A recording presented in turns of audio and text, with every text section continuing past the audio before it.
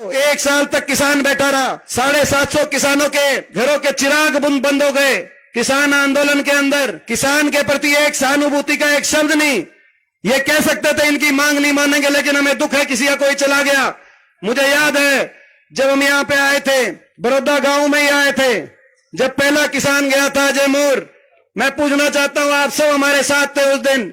उसकी 3 छोटी छोटी बेटी स्कूल के अंदर, इसी ठंड के महीने में आंदोलन में गया था। शव वापिस आया, 3 बेटी, आधा किले का जमींदार था मेरा भाई। किसी ने यह भी नहीं कहा कि हमें दुख है बीजेपी के किसी सांसद, मंत्री, आखिरी किसी छोटे से छोटे पदाधिकारी ने आज तक नहीं कहा। और संसद के अंदर जब मैं जाता था और गवाही देता था, लड़ाई लड़ता था आंख में आंख डाल के, आप समझ सकते हो हरियाणा के 15 सांसद हैं, 10 लोकसभा के, 5 राज्यसभा के, 14 बीजेपी के सांसद हैं। अकेले को जाकर जब लड़ाई लड़नी पड़ती होगी, पूरे देश की बीजेपी टूट के पड़ती होगी, और आंख में आंख डाल के अब मैं कहता था सहानुभूति के 2 शब्द कह दो, तो कहते थे नहीं कहेंगे, ये तो किसान नहीं है, ये तो उपद्रवी है, ये तो देशद्रोही है। और मैं कहता था आंख में आंख डाल के कि ये उपद्रवी, जिनको देशद्रोही आप बता रहे हैं, वही है जिनका एक बेटा ट्रैक्टर का स्टीयरिंग पकड़ के देश को खाद्य सुरक्षा देता है, तो दूसरा बेटा फौज में चीन और पाकिस्तान के बॉर्डर पे देश को सुरक्षा देने का काम करता है।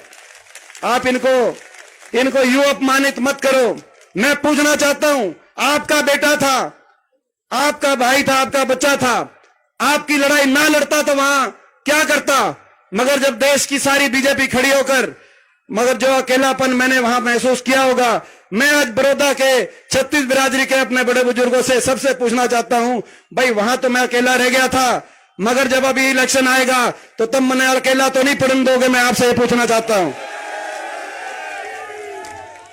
जो टीस है मेरे दिल में, ठीक है हरियाणा आज बेरोजगारी में नंबर 1 बना दिया, महंगाई में नंबर 1 बना दिया, भ्रष्टाचार में नंबर 1 बना दिया, विकास की पटरी से उतार दिया, लेकिन हर वर्ग का जो तिरस्कार किया इस सरकार ने, आज हम ये लड़ाई जो लड़ रहे हैं, हरियाणा के हर नागरिक की, हरियाणा वासी के मान सम्मान की भी लड़ाई लड़ रहे हैं। कोई ऐसा वर्ग नहीं जो इस सरकार की तानाशाही से सड़क पर ना आया हो, और कोई ऐसा वर्ग नहीं जिसका अपमान ना किया हो। ये लड़ाई मान सम्मान की भी लड़ाई है।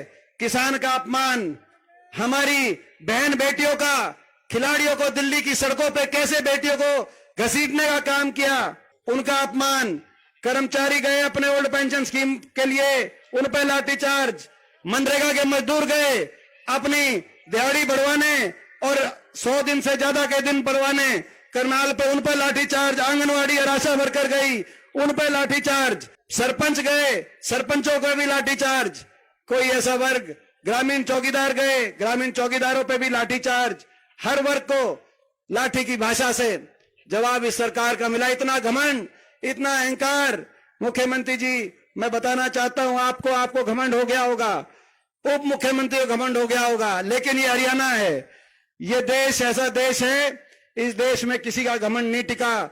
मैं चुनौती के साथ आज कहना चाहता हूं, मेरा ये बयान नोट करके आप रख लो, इनका घमंड टूटेगा, आने वाले समय में इनका घमंड तोड़ने का काम हरियाणा करेगा। ये लोकसभा चुनाव में पूरी देश की नजर हरियाणा पे होगी। हरियाणा क्या जवाब देता है, हरियाणा किसके साथ खड़ा होता है? उन किसान परिवारों के साथ, उन किसानों के साथ, या उन किसानों के साथ अन्याय करने वाले के साथ? हरियाणा किस तरफ खड़ा होता है? उन बहन बेटियों के साथ या उन पर अन्याय करने वालों के साथ? हरियाणा किस तरफ खड़ा होता है?